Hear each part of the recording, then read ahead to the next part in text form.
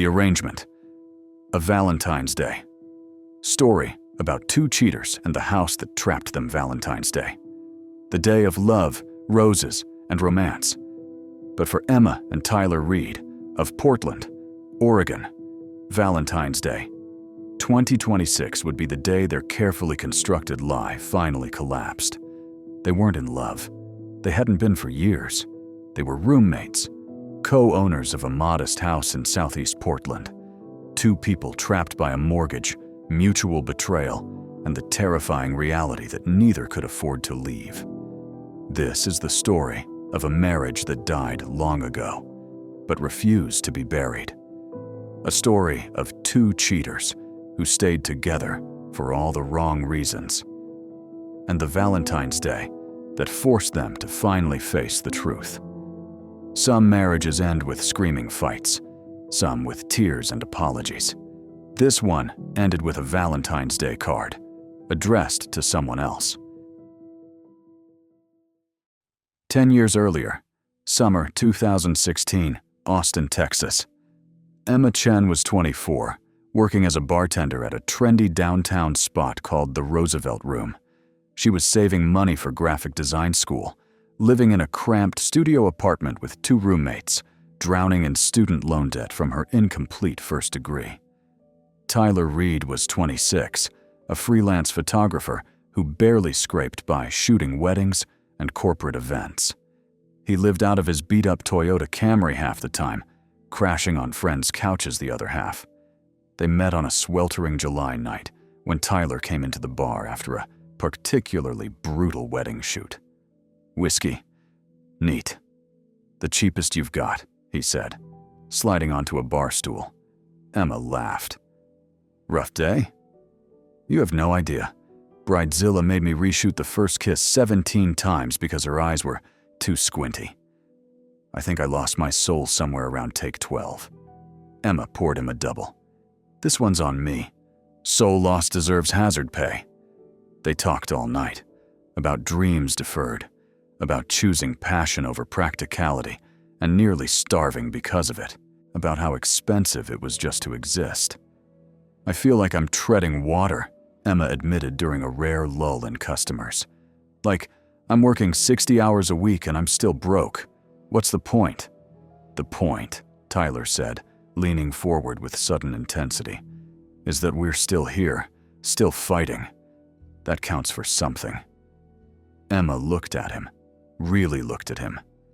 Dark, curly hair, kind eyes, the slight desperation of someone who understood exactly what she was going through. "You're kind of intense for a wedding photographer," she said. "You're kind of cynical for a bartender. Maybe we balance each other out." 3 weeks later, they moved in together. Not because they were madly in love, though there was attraction, affection, genuine connection, but mostly because splitting rent meant survival. Emma's graphic design school dreams, Tyler's photography studio aspirations. Together, they could maybe, just maybe, make it work. 2 years in, they were still struggling, but now in Portland, Oregon, where Tyler had landed a semi-stable job as a junior photographer at a local magazine, and Emma had finally gotten her graphic design certificate. They saved every penny, budgeted obsessively, ate ramen, skipped social events, dreamed of the day they could buy a house, a real, tangible piece of security. In 2019, they found it, a tiny, run-down bungalow in southeast Portland for $285,000. Too expensive for what it was, but it was theirs, with a crushing 30-year mortgage at 4.2% interest that would define the next 3 decades of their lives. "We did it," Emma whispered, holding the keys on closing day, tears in her eyes. Tyler kissed her forehead. "We're going to be okay. Finally." But homeownership changed everything.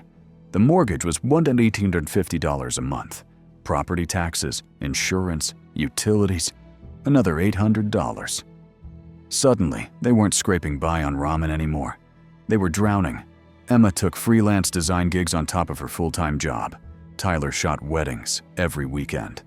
corporate events during the week, barely sleeping. They stopped eating dinner together, stopped going on dates, stopped talking about anything except bills and budgets. "Did you pay the water bill?" became their most common conversation.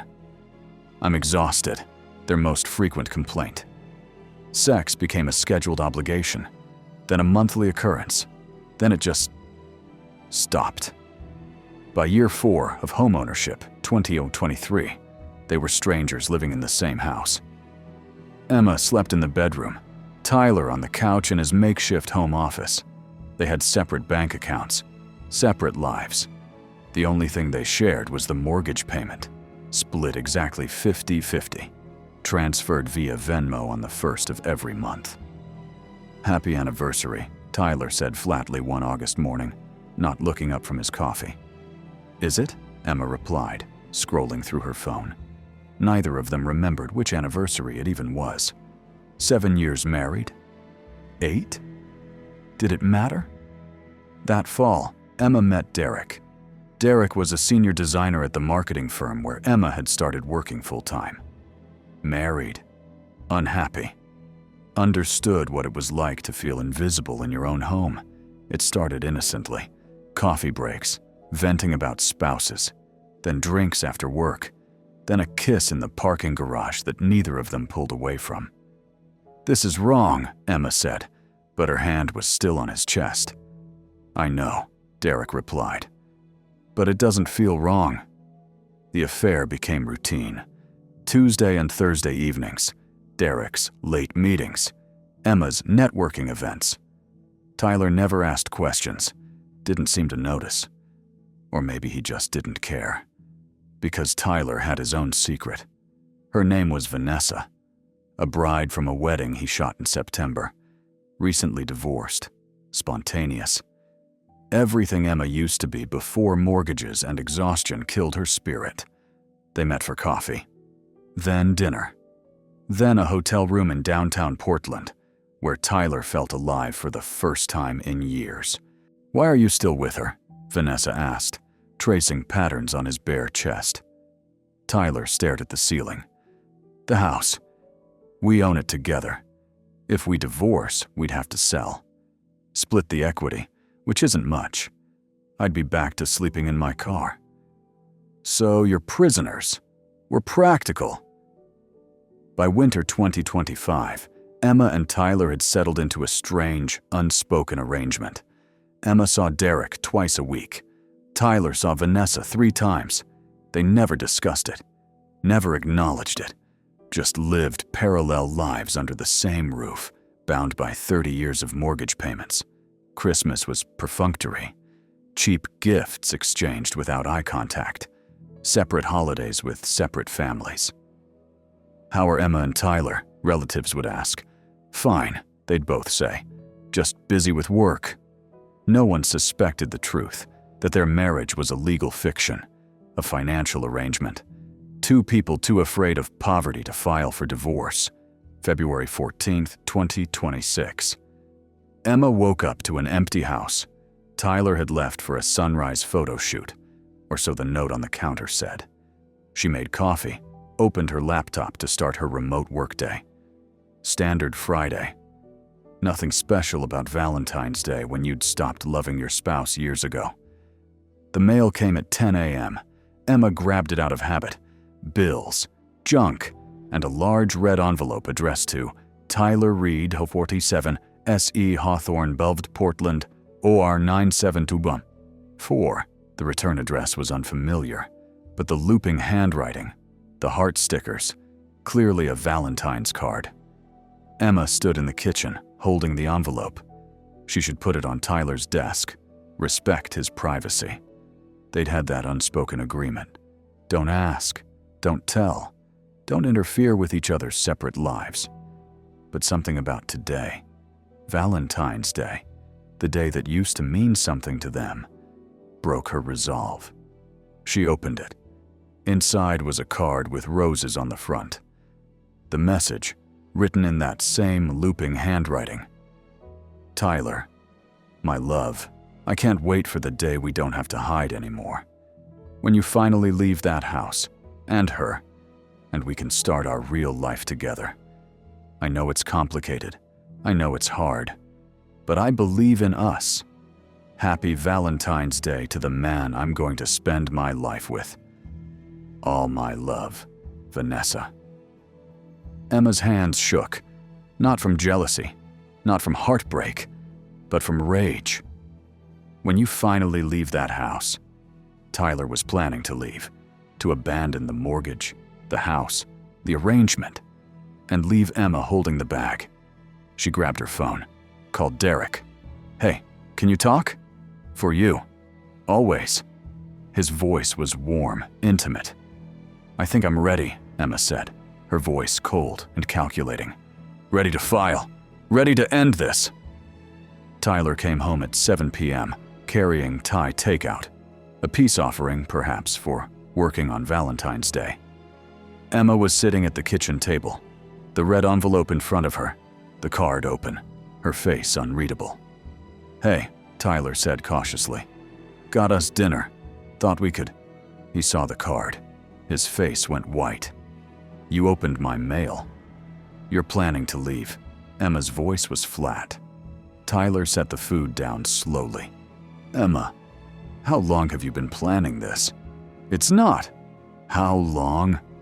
Tyler exhaled, sat down across from her. 6 months, maybe more. I don't know. Were you ever going to tell me? Or were you just going to leave me with a mortgage I can't afford alone? I was going to talk to you. When? After you moved in with Vanessa? After I got foreclosure notices? Tyler's jaw clenched. Don't act like you're innocent. I know about Derek. Emma froze. Oh yeah, Tyler continued, his voice rising. You think I don't notice? Networking events twice a week? Coming home at midnight smelling like cologne that isn't mine? So we're both cheaters, Emma said coldly. Great. At least we're honest now. Yeah, we are. And you know what? I'm done. I can't do this anymore. This house, this marriage, this prison. So leave. Go to Vanessa. I'll keep the house. Tyler laughed bitterly. You can't afford it alone. You know that. And you can't afford to buy me out. So we're stuck. They stared at each other across the kitchen table. Two people who'd once loved each other. Now just enemies trapped by debt. What do we do? Emma finally asked, her voice small. Tyler rubbed his face. I don't know. Over the next week, Emma and Tyler tried to figure it out. They met with a divorce attorney. The numbers were devastating. House value, $385,000. Remaining mortgage, $260,000. Equity, $125,000. Minus selling costs, 6% realtor fees. Closing costs, $102,000. Split $51,000 each, $51,000. That's what 10 years of marriage, grinding poverty, and mutual sacrifice amounted to. With that money, neither could afford to buy another home in Portland. Couldn't even afford a decent rental deposit plus last month's rent in the current market. We could keep living together, the attorney suggested, as roommates. Lots of divorced couples do it for financial reasons. Emma and Tyler looked at each other. The thought was unbearable, but so was homelessness. There has to be another way, Emma said desperately. The attorney shrugged. Unless one of you can buy the other out, or you both agree to keep living together, divorce is going to hurt. A lot. 2 weeks after Valentine's Day, Vanessa showed up at the house unannounced. Emma answered the door. You must be the wife, Vanessa said, her tone dripping with false sweetness. And you must be the mistress. Vanessa's smile hardened. Tyler told me about your arrangement, how you both have your side relationships, very modern. What do you want? I want Tyler to stop being a coward. He loves me. I love him. He should leave. Emma laughed, a harsh, bitter sound. And go where? Live in your apartment? Does he know you have 2 roommates and can barely afford your share of rent? Vanessa's confidence wavered. He told me about you, Emma continued. You're broke, too. You think he's your ticket to stability? He can't even afford to leave me. He will. eventually. No, he won't. Because Tyler is trapped. We both are. By this house, by debt, by the stupid decision we made 10 years ago to tie our lives together. Emma slammed the door. That night, Tyler came home to find Emma packing. "What are you doing?" "Leaving." "Emma, you can't." "Watch me. I'd rather sleep on Derek's couch than stay in this tomb." "You can't afford to leave." "I can't afford to stay!" Emma screamed. "This house is killing me! You're killing me! I'm 34 years old and my entire life is a mortgage payment." Tyler grabbed her arm, not hard, but desperate. "If you leave, I can't make the payments alone. I'll lose the house." "Then lose it." Emma moved in with Derek. His wife had left him 2 months prior. Apparently, she'd found out about the affair. Tyler stayed in the house with Vanessa, who'd moved in temporarily, but showed no signs of leaving. Neither arrangement was happy. Derek resented Emma's inability to contribute equally to expenses. Vanessa resented Tyler's obsession with keeping the house he could barely afford. In August 2026, Tyler missed his first mortgage payment. In September, he missed the second. By October, foreclosure proceedings had begun. Emma received the legal notice at Derek's apartment. Felt nothing, just exhaustion. The house sold at auction in December 2026 for $360,000.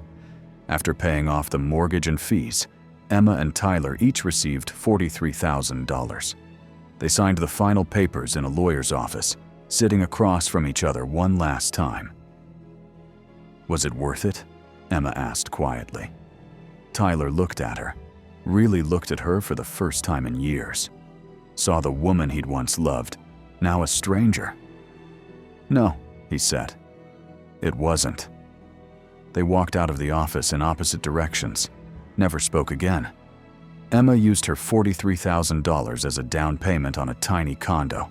Alone, Tyler moved to Seattle, started over, learned to live with less. Neither ever remarried. Neither ever forgot the price of security they'd paid. Emma and Tyler's story isn't about infidelity. It's about something far more insidious. Staying in a dead relationship because leaving feels impossible. They built a prison out of a house. Let fear of poverty keep them trapped long after love had died. By the time they finally escaped, they'd lost 10 years, $100,000, and any chance of happiness together. The moral? Sometimes the cost of staying is higher than the cost of leaving, even if it means losing everything. Some marriages die with drama. Others die quietly, suffocated by mortgage payments and mutual resentment. Emma and Tyler chose security over happiness. It cost them everything anyway. If you're in a relationship held together by fear instead of love, this is your sign. Leave, even if it's hard, even if it's scary. Because 10 years from now, you'll either be free or still trapped. Hit like if this story made you think. Subscribe for more real relationship stories. Comment below. Would you stay for the house or leave and start over? See you next time.